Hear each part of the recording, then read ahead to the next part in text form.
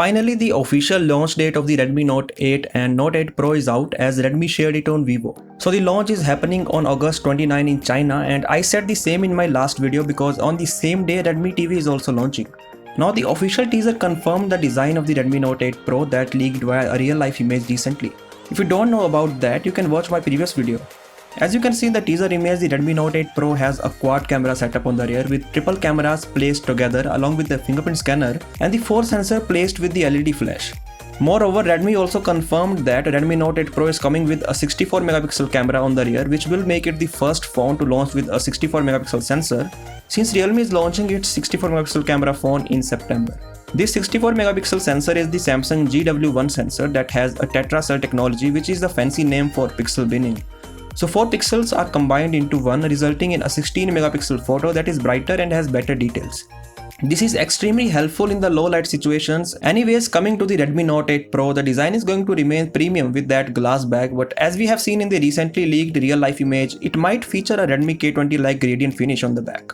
Also, it is worth mentioning that only the Redmi Note 8 Pro has a 64 megapixel camera on the back and not the regular Note 8.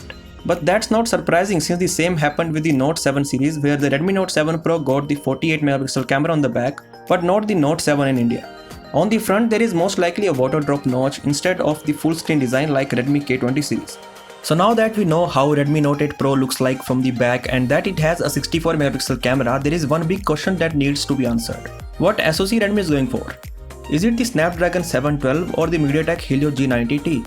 Most likely it is going to be the MediaTek Helio G90T as per many sources, but this is a processor made specifically for gaming, so maybe we get Redmi's gaming phone soon with this SoC.